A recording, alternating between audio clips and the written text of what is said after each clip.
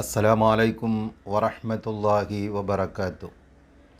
ഇമാം മുസ്ലിം റളിയല്ലാഹു അൻഹു റിപ്പോർട്ട് ചെയ്ത അബൂ ഹുറൈറ റളിയല്ലാഹു അൻഹുവിൽ നിന്ന് നിവേദനം ചെയ്ത ഒരു ഹദീസിൽ കാണാം, തിരുനബി സ്വല്ലല്ലാഹു അലൈഹി വസല്ലമ തങ്ങൾ പറഞ്ഞു, ഞാൻ നിങ്ങളോട് വിരോധിച്ച കാര്യങ്ങൾ മുഴുവനും നിങ്ങൾ കൈയൊഴിയുക, കൽപ്പിച്ചതാകട്ടെ നിങ്ങൾ കഴിവിൻ്റെ പരമാവധി പ്രവർത്തിക്കുക എന്ന് നബി സല്ലല്ലാഹു അലൈഹി വസല്ലമ തങ്ങൾ ഈ ഹദീസിലൂടെ നമ്മെ പഠിപ്പിക്കുകയാണ്. ഈ ഹദീസിൽ നിന്ന് നമുക്ക് മനസ്സിലാക്കാം, ഒരാൾക്ക് എല്ലാ നന്മകളും ഒരാൾക്ക് ചെയ്യാൻ കഴിയണം എന്നില്ല.